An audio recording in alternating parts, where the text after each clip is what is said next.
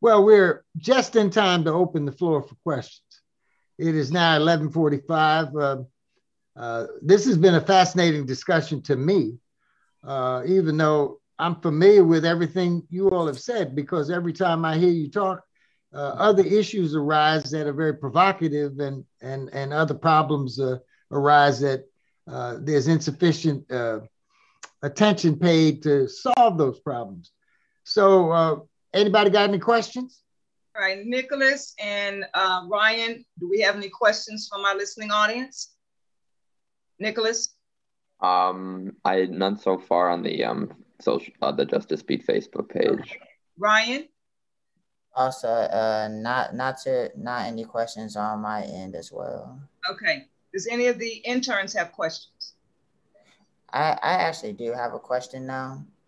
Just hearing the history, like hearing the breakdown of everything, is opening my eyes to things I haven't considered before, because we're trying to come back strictly for people to not even be able to get in the position of being a police officer. But I'm wondering, this may be a loaded question, but like, and if a person is in the training and is already there, and including all the other mental like illness tests and other things that we should be doing, or having like background checks that other like departments aren't doing, do you feel like maybe some other component in being fit to serve, if you already made it past like this threading assessment, like let's say you're already in the police department and you're like already training, you're in police academy, do you believe that maybe there should be like some historical context as far as how policing in America came out to be? Because understandably, I understand that policing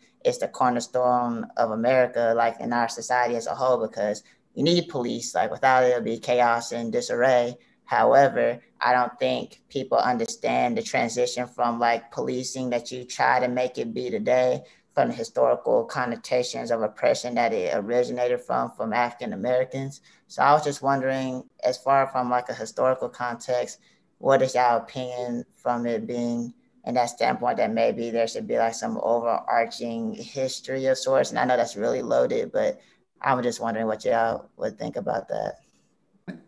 I think it's a great question. And Judge Murphy actually has pointed in his questions to us, has pointed to an issue that we know needs to be developed and needs to be investigated more. And that is, once they're on the force, what are the systems in place to identify this? And even though there's not enough. And there needs to be more emphasis on that, or we're going to continue to see the kinds of problems that he saw at Prince George County. Is that right? Yes. Prince George County. There needs to be more attention on that. And when I work with other police chiefs, I realize that in fact, that is a deficit. There's a shortfall where we don't spend enough time putting in place systems that will identify these problem people early enough. And if we identify them early enough, we can actually see if we can correct it. And if not, because sometimes it's not going to be able to be corrected. It was a bad hire and needs to be dealt with. But in fact, historically, we've not emphasized those systems enough. So I thought it was a great question. Tom, any comment? No, I agree with David there that, the departments not only have to have the system, but they have to use it. And I think that's the other issue, is that, they may look at this and say it's too resource intensive to deal with a bad cop that's already on the force. The amount of effort to document the behavior, to interview witnesses of earlier brutality incidents, let's say, or allegations of corruption, taking money on the street, something like that. And for a lot of departments, it's better to just, from their standpoint, that's going to cost us a lot of money. And and I think they take the gamble that, well, if he doesn't shoot somebody that he shouldn't shoot, then, we're going to save money otherwise. So when you have, when we were studying this a while back, for example, I think the last full year that I looked at, and I looked at this 2 years ago, NYPD I think it was 2015, in paying out claims against the police officer, the claims police department, the claims totaled $284 million paid to citizens who were either the victims or family members of victims of improper police behavior, let's say. 284 million. And when I read that figure, I looked at comparable figures for other departments, like in North America, not just throughout the United States, throughout Canada, Toronto PD, that were paying somewhere in the ballpark of $40–50 million a year in claims against the police. And here you had $284 million. And then you question, well, what was the screening mechanism being used at that time to not have these police officers on the street in a position to abuse the public in the first place? And again, you find, very inadequate systems. Now, Morrison McDaniel, David has just now secured contracts with New York City for police and fire testing and promotional testing.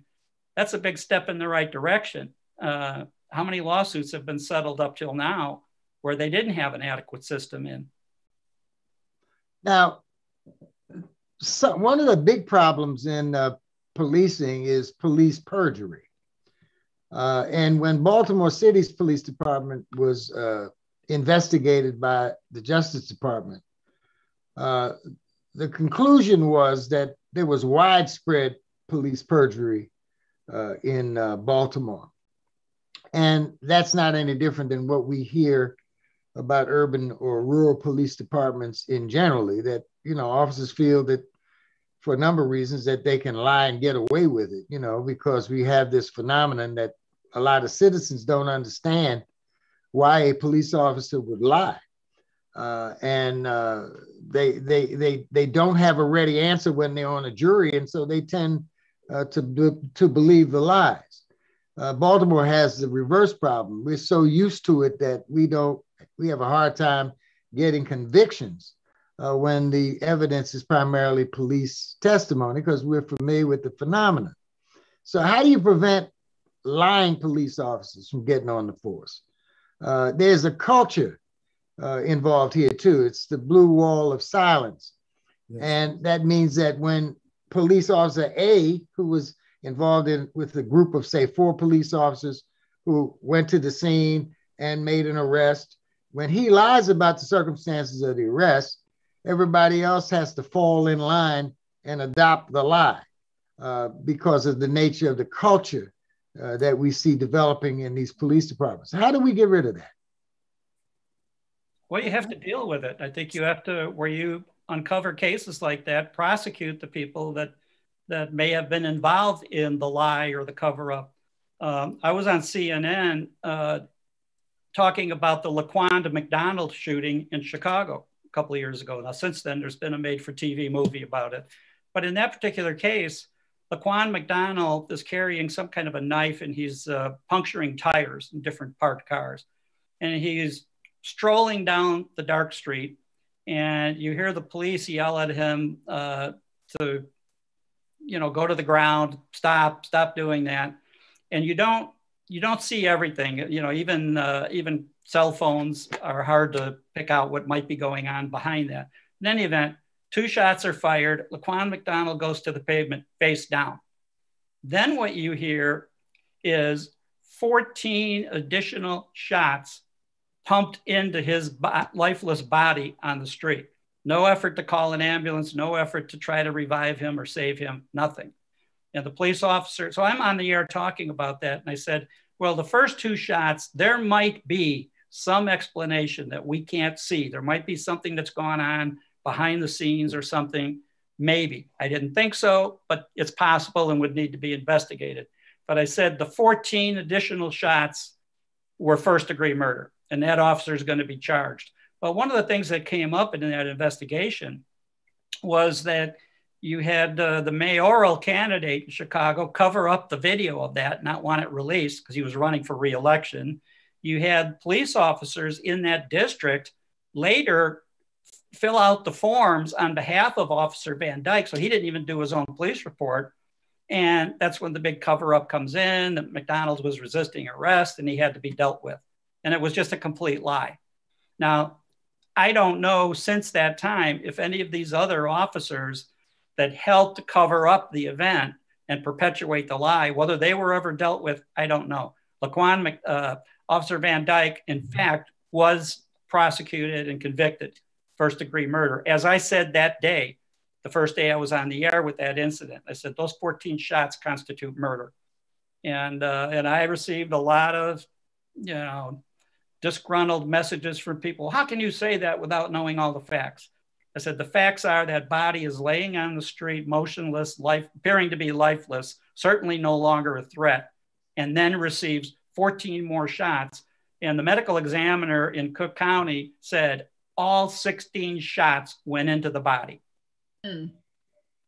So in that situation, how could other officers even think about covering up for Van Dyke? But they did.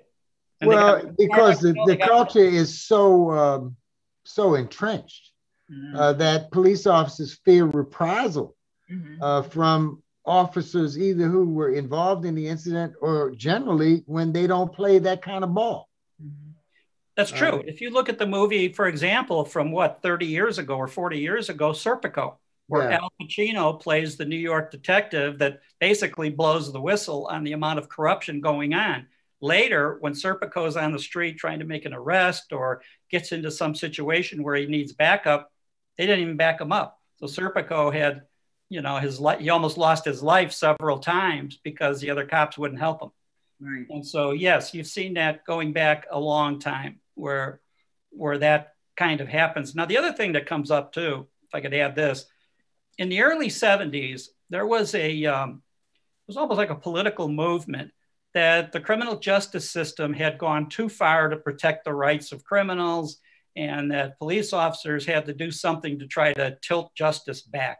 And you had a rash of movies, for instance, Death Wish, 1, 2, 3, I believe, with Charles Bronson. You had the Dirty Harry series of movies come up where police officers had to become vigilantes and take the law into their own hands because the legal system wasn't going to do it. And even in that, go back and see the movie Magnum Force, which is one of the Dirty Harry. I think it was the second one in that series with Clint Eastwood, where the vigilante cops are trying to get Clint Eastwood to go along with them, and he won't. He said, the system's bad, the system's corrupt, the system's terrible, but it's the best we've got. And I'm not going to go along with you guys being a vigilante and taking the law into their own hands. So you've seen this kind of come and go where the attitude of the public or the attitude of law enforcement is that this has gotten to be ridiculous. This has gotten to be way too far the other way. And now when you look at what I fear, for example, when you have New York City and other departments proposing the, let the people out, no need bail, no, they're back on the street the same day that they've committed some terrible act. Well, that kind of tells police officers, if you want justice, you're going to have to mete it out on the street yourself, because the criminal justice system isn't taking these people off the street, putting them in prison, prosecuting them, protecting the public while they're burning down businesses and all that. And that, I fear when those kind of policies get enacted, that it encourages law enforcement that you better lie, cheat, or steal to get these guys off the street to protect the public. And I think that's a very, very terrible trend to have happen.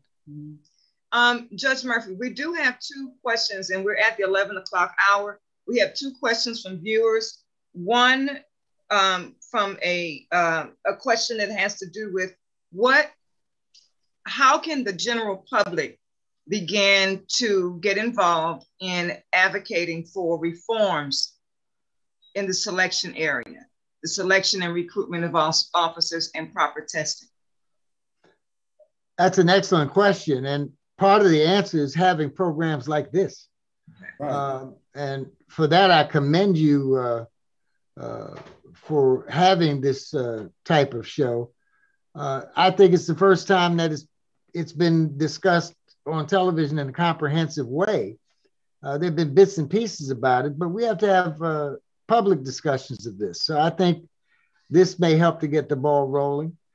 We've got to encourage our legislators to look at this situation, this testing situation, and simply require adequate testing and adequate procedures for removal. But what makes this difficult are police unions. Let's be frank. Yeah.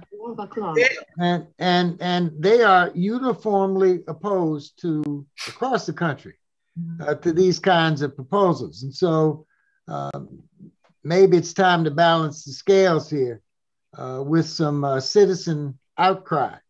And so the third component is contact your elected officials. Get your friends and neighbors to contact your elected officials. Letters and calls to elected officials have a disproportionate effect on the mentality of legislative officials. So if you got 50 people to call and say, you got to do this, trust me, that's going to be front and center for these guys' agenda because elected officials hate one thing more than anything else, not being reelected. Right. So if there is a what appears to be an outcry, they're gonna be responsive. It doesn't take the whole community to get this ball rolling. It takes a committed few to do it. And the second question is, how do you test for people who are trying to impress during the testing process? How can you test for that? David? I mean, it's a great question, and there are ways that you can actually build into the test to look for fake good, and they're trying to impress, but none of them are perfect. And so you have to follow up with a good psychological interview, as Judge Murphy has pointed out. Okay. Thank you. Any other questions? Any last words, Judge Murphy?